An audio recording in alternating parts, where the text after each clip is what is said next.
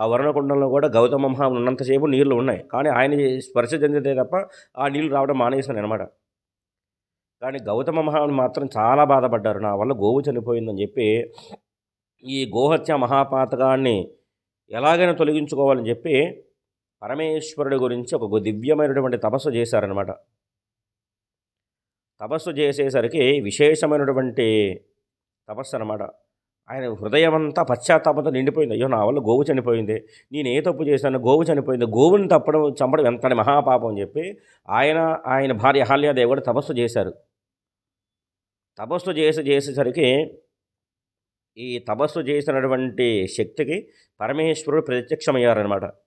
ప్రత్యక్షమయ్యి, ఏమినైనా ఏ వరం కావాలి కోరుకుంటే, నిజంగా పరమేశ్వరుడు ప్రత్యక్షమయ్యేసరికి గుండెల నిండా నిండిపోయినటువంటి హృదయం, దుఃఖం నిండిపోయినటువంటి హృదయంతో, పరమేశ్వర, నా వల్ల తప్పు జరిగిపోయింది స్వామి, నేను ఏం పాపం చేశానో, గోవుని చంపాను స్వామి మహానుభావ, నాకు గోహత్య మహాపాతకం పట్టిందయ్యా, ఆ పాపాన్ని నుంచి నన్ను విముక్తి చేయవయ్యా, గోవుని రక్షించవయ్యా అని చెప్పి ఆర్తితో పాదాలు పెట్టి నమస్కరించారనమాట.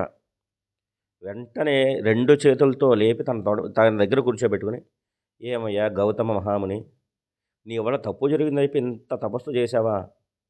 నువ్వు దుర్మార్గుడని బాధపడుతున్నావా? ఎవరయ్యా నీకు చెప్పింది నువ్వు తప్పు చేశావని? దుర్మార్గులై నువ్వు తిన్న తిండి తిని ఒళ్ళు కొవ్వి నీ చేతే ఈ గోహత్య మహాపాతకాన్ని చేయించినటువంటి వాళ్ళు దుర్మార్గులయ్యా.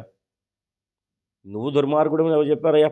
దానికోసం అని చెప్పి నువ్వు తపశ్శక్తితో తెలుసుకునేవాడివే, కానీ తపశ్శక్తి కూడా ఉపయోగించకుండా, ఈ తపశ్శక్తి ఉంటే వేరొక వాడికి ఎవరికైనా ఉపయోగపడుతుంది, వేరొక వాడు లేనివాడికి అన్నం పెట్టచ్చు కదా అని చెప్పి నువ్వు దాన్ని కూడా ఉపయోగించుకోకుండా నా గురించి ఇంతకాలం తపస్సు చేసావా మహానుభావ అని చెప్పి గౌతమ మహామునికి అంతటివాడు పరమేశ్వరుడి యొక్క అనుగ్రహాన్ని పరిపూర్ణంగా పొందినటువంటి వాడు అన్నమాట.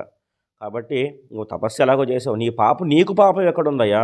నీ పేరు తలుచుకున్నట్టు వాడికి పుణ్యమే తప్ప పాపాలు ఎక్కడైనా ఉంటాయా? కాబట్టి నీ పేరు కానీ నీ చరిత్ర కానీ ఎక్కడైతే చెప్పబడుతుందో అక్కడ నీ ఖ్యాతికి ఎక్కడైతే చెప్పబడుతుందో అక్కడ నేనే స్వయంగా వచ్చి అనుగ్రహిస్తానయ్యా. గాయత్రి మంత్ర ద్రష్టవు, మహాశక్తి సంపన్నుడివి, మహా జ్ఞానమూర్తివి, ఇంత సాధుగుణం ఉంటే ఎలాగయ్యా గౌతమ మహాముని? కాబట్టి ఏం వరం కావాలో కోరుకోవాలి అంటే ఆయనకి తెలిసిందనమాట. పాపం అప్పుడు కూడా ఆయనకి ఎంతటి కరుణా సముద్రుడు అంటే, మహానుభావ, నాకు ఇందాక కొద్దిగా సేపటి క్రితం తెలిసింది, నేను ఆశ్రమాన్ని వదిలి వచ్చేసిన తర్వాత మళ్ళీ యథాప్రకారం ఆ ప్రజలందరూ కూడా తాగడానికి నీళ్ళేక అవస్థపడుతున్నారట. కాబట్టి వారిని అనుగ్రహిస్తారా అంటే, అయ్యయ్యో ఎంతటి అమాయకుడు, నువ్వు అమాయకుడు అనాలా?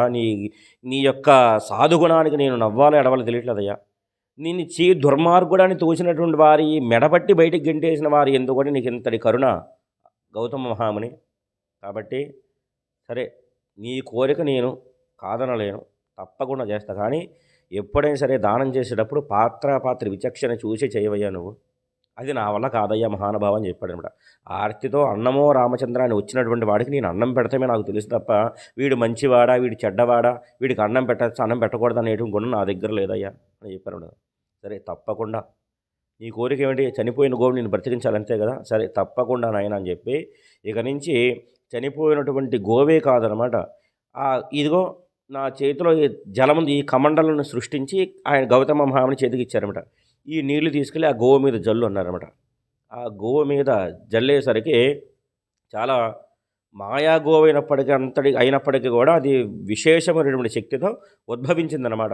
మళ్ళీ లేచి నిలబడిందనమాట. ఆ గోవు ఎంతో శక్తివంతంగా ఉంది, ఆరోగ్యవంతంగా ఉంది. ఆ గోవు నిజగోవులాగే ఉందన్నమాట, నిజగోవు అయిపోయిందనమాట ఆ గోవు. గౌతమ మహాని భావించాడు, నిజం గోవులాగా ఇది బ్రతికుందుగాక అని చెప్పి. ఈ నీళ్ళు జల్లారు కదా, ఆ నీళ్లు జల్లిన ప్రదేశమంతా కూడా ఒక నదిగా ప్రవహించిందనమాట. మహానుభావ, వరుణదేవుడిని అనుగ్రహించాడు, కానీ ఈ కమండల్లోంచి వచ్చిన జలమంతా కూడా ముందుగా గోవుని అనుగ్రహించింది కనుక ఈ ప్రాంతపు ఈ నీరు ఎంతవరకు ప్రవహిస్తుందో అంతవరకు ఎటువంటి అనారోగ్య సమస్యలు లేకుండా ఈ నీరు తాగినటువంటి వారికి వేదమూర్తులై వేదంలో విశేషమైనటువంటి మెలకులు తీసి ఘనాపాటిలు అనేటువంటి పేరు చెంది మహావిద్యావంతులై మహాజ్ఞానవంతులై మహా ఆరోగ్యవంతులై ఉండేదురుగాక. కాబట్టి ఇక్కడి నుంచి ప్రవహించింది కాబట్టి మొట్టమొదట గోవుని రక్షించి గోవుని ఉద్భవించింది, గోవులోంచి ఉద్భవించిన కనుక గోదావరి నది అనేటటువంటి పేరుతో ఈ నది ప్రవహించాలి, ఆ యొక్క వరాన్ని మాత్రం నాకు ప్రసాదించవై అంటే గౌతమ మహాముని తపస్సు చేసి పరమేశ్వరానుగ్రహం చేత గోవుని రక్షించాడు గనుక గోదావరి అనేటటువంటి పేరుతో ఆ నది ప్రవహించిందనమాట. గౌతమ మహాముని అనుగ్రహం అన్నమాట ఆ యొక్క గోదావరి నది అంట.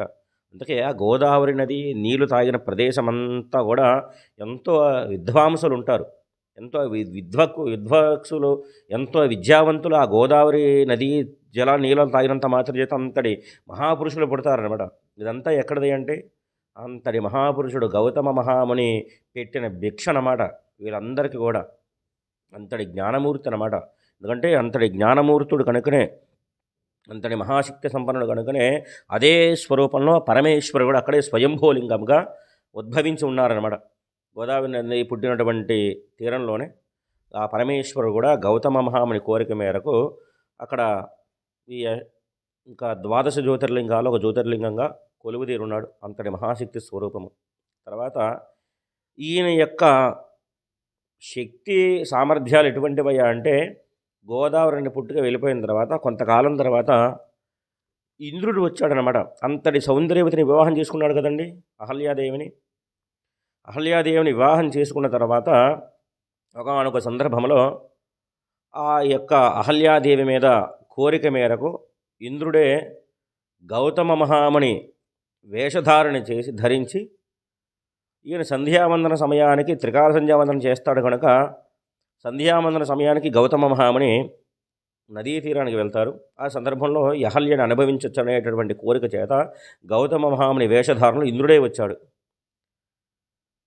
కానీ వచ్చినటువంటి వాడు ఇంద్రుడు కాదు, గౌతముడే అని అహల్యాదేవికి తెలియదన్నమాట. వచ్చినటువంటి వాడు ఇంద్రుడే, గౌతముడు కాదు అని పరిపూర్ణంగా తెలుసు అహల్యాదేవికి. చాలా కథలు ఏమిటంటే వచ్చినప్పుడు ఈ యొక్క గౌతమ మహాముని వేషధారణలో వచ్చాడు, ఆయనకి ఇంద్రుడని తెలియదు అనుభవించచ్చు అనమాట. ఈయన ఇంద్రుడని తెలియదు అని చెప్తూ ఉంటారు. కానీ వచ్చినటువంటి వాడు గౌతమ్, ఎందుకంటే ఆయన తపశ్శక్తిలో సగభాగం ఈవిడి తెలియకుండా ఎలా ఉంటుందండి. పైగా కొన్ని స్వరూపాలు ధరించి వచ్చినప్పటికీ కూడా కామోపభోగం అనుభవించే సందర్భంలో తన స్వస్వరూపం బయటపడిపోతుంది అనమాట, ఏ పురుషుడికైనా సరే. కాబట్టి ఇదొక సందర్భం. కాబట్టి ఆవిడే పిలుస్తుంది అనమాట, గౌతమ మహాముని వచ్చేంతలోపు నువ్వు ఎంత తొందరగా వెళ్ళిపో అని చెప్పి ఆవిడ చెప్తుందనమాట. ఎందుకంటే ఇక్కడ అహల్యాదేవి చేసినటువంటి తప్పేమిటయ్యా అంటే తన భర్త అని తెలిసినా, తన భర్త కాదని తెలిసినా కూడా ఇంద్రుడితో సుఖం అనుభవించిందనమాట. ఎందుకంటే ఆ కోరిక మనసులో ఉండిపోయింది. ఎప్పుడో వివాహం కాకముందు ఇంద్రుడిని వివాహం చేసుకుందాం అని చెప్పి ఆవిడ అనుకుందనమాట. కానీ బ్రహ్మగారు ఆవిడ మనసులో ఉన్న కోరిక ఏమిటో తెలియకుండా ఈవిడని గౌతమ మహామునికి ఇచ్చి వివాహం చేసేశారు. ఆవిడ కూడా ఎంతో పతివ్రతాశిరోమణిగా ఆయనే మనసులో కోరుకుంటూ ఆయన్నే అనుసరించింది. కానీ అహల్యాదేవి మాత్రం ఈ యొక్క సందర్భంలో మాత్రం ఆవిడ ఇంద్రుడితో భోగాన్ని అనుభవించారనమాట.